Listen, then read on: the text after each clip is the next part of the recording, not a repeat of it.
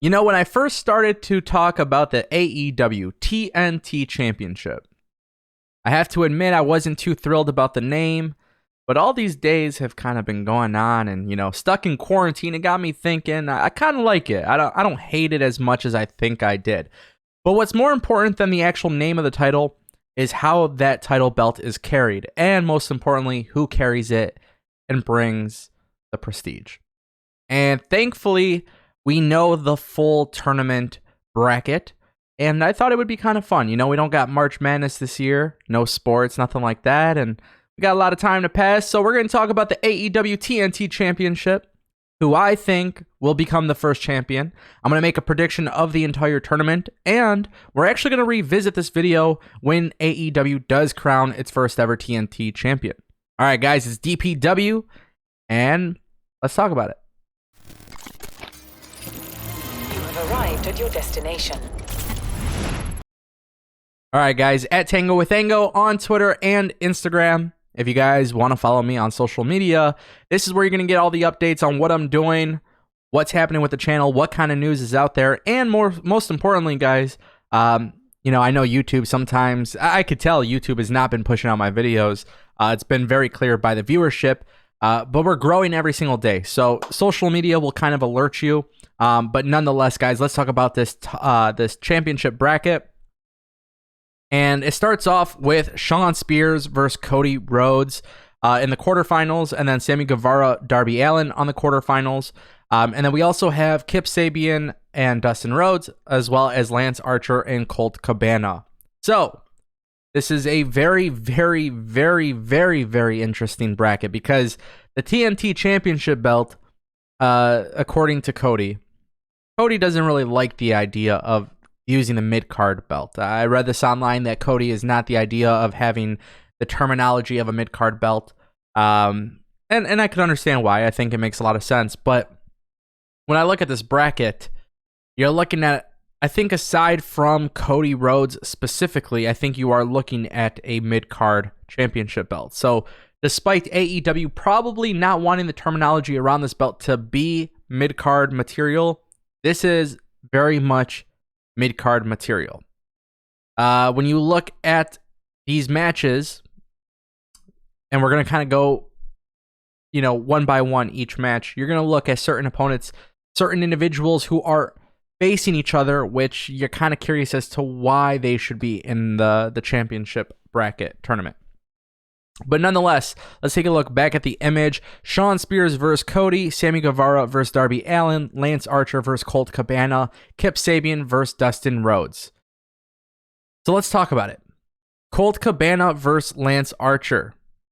And quite honestly, Colt Cabana signing with AEW was pretty cool. I think that was a nice gesture by the Elite.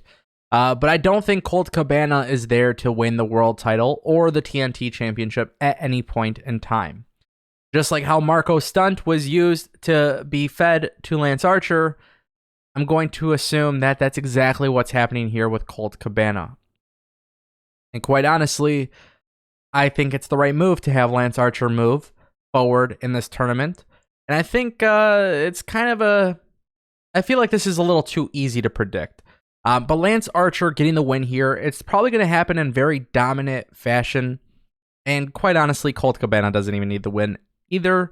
But again, they're just making it all too predictable. So I have Lance Archer moving up in the bracket, but then you have Kip Sabian versus Dustin Rhodes, which again, I feel like AEW has made this way too predictable by looking at the names.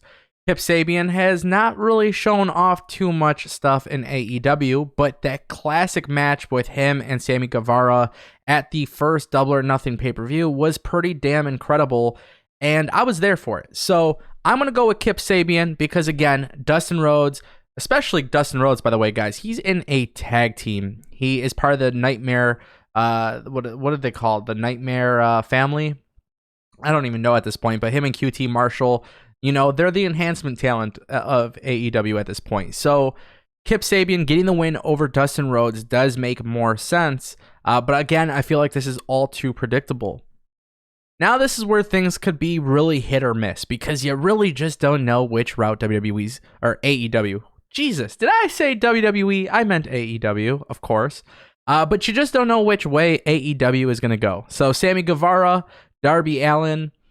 This is a very, very awesome match in my opinion. I think this is going to be the show stealer of the tournament. This one is going to be the fun one to watch. And in all honesty, while I would love to see Sammy Guevara get the win and actually go on to win the TNT Championship, it's probably not going to work out that way. I think Sammy Guevara is going to lose to Darby Allin. Darby Allin will then go on to face the winner of Cody and Shawn Spears. And this is where I think AEW can throw a swerve, because predictability-wise, I would say you got to put Cody to go against Darby Allin. I don't like the idea of Shawn Spears, a former WWE talent, being fed to Cody only to lose to Cody. So, like, my heart is telling me, give the win to Shawn Spears. Let's make him an actual star because the potential is there. But I predict that Cody Rhodes will get the win. And that was also a rematch. I can't remember, was it All Out? Whatever pay-per-view it was, I just can't remember. But they had that match before, and it was pretty awesome. Storytelling exists in AEW, and that's one of those matches that I'm very pumped about. My heart is telling me that Cody's going to get the win, but I really, really want Shawn Spears to get the win here. So I have Shawn Spears, Darby Allin, Lance Archer, Kip Sabian. Now, Lance Archer versus Kip Sabian should be another predictable match. I think at this point it's very clear that Lance Archer is going to the finals. And I think it's very clear that Lance Archer is going to secure this win in a very, very monstrous fashion. I think when you look at Lance Archer, I think, again, you got to look at the size difference. Lance Archer is clearly the new beast in town. He is the guy that they're building around. I'm going to put Lance Archer in the finals, and that is very, very easy to predict. Now, you have Cody versus Darby Allin, and some might say that Darby Allin should pull the upset because this belt should be all about enhancing the talent, moving up the mid-card, right? That's kind of what a mid-card belt should do. This tournament should be no different. So Darby Allin versus Cody, which is very interesting because we saw that attitude shift from Darby Allin this past week on Dynamite.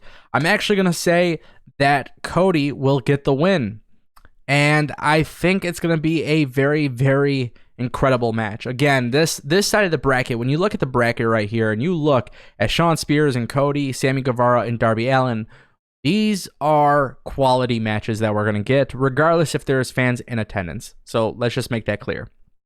But Sammy Guevara, Darby Allin is a very, very interesting matchup because it's more high-flying. Shawn Spears versus Cody is more so because of the storyline, the emotion. And I think when you put Cody against Darby Allin, you're going to get that nice balance between both. So Cody Rhodes in the finals against Lance Archer. And I think this is a very, very interesting thing happening here because Lance Archer's biggest target throughout his debut at AEW has been Cody Rhodes. And Cody basically tweeted at some point that in order for Archer to have a match against Cody, he's got to earn it. So now when you use your brain and you use common sense, Lance Archer beats Colt Cabana, he beats Dustin Rhodes, he gets to the finals of this tournament, and look who is his opponent across from him in the ring. It's Cody Rhodes. And Cody Rhodes obviously becoming the TNT champion, I think would be the smarter business move for AEW. But because this isn't the world title of the organization, I think AEW is going to give this to Lance Archer. So Lance Archer becoming the first ever AEW TNT champion is my prediction. And I think it's a safe bet. And I think I can't imagine. I really can't imagine a lot of you guys in the comment section disagreeing with me. Maybe you could. But I personally don't think it's going to happen. I think the way I've laid this out is probably what most of every pro wrestling fans are thinking of. Like every kind of wrestling fan who watches AEW, when you look at this bracket, you're probably having the same thoughts as me.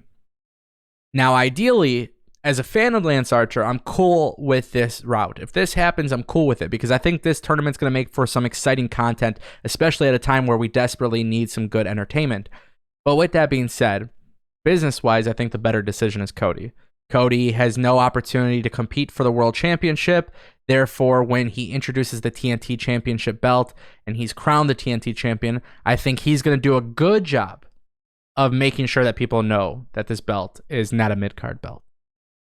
If you put a guy like Lance Archer, Colt Cabana, Kip Sabian, Dustin Rhodes, those guys right there, man, you know, they've all been somewhere before. I think Kip Sabian's probably the only one that hasn't really been in the major leagues, but you look at those three names, they've all been somewhere. They weren't necessarily top of the card in WWE or New Japan, and therefore they are kind of looked at like mid-card talent. So I think it's just a no-brainer. Lance Archer winning the belt is probably going to happen, but what I think needs to happen is Cody. I want to know what you guys think. This was the bracket. Don't forget, guys, you could subscribe right now to Destination Pro Wrestling, and if you guys ring that bell, you'll actually get notified of all the latest content that is being uploaded on the channel. Now, with that being said, YouTube sometimes plays some games where they don't necessarily promote my stuff to the viewers. So again, make sure you guys follow me on Twitter, @TangoWithAngo, and I'll see you guys next time right here on Destination Pro Wrestling. You have arrived at your destination.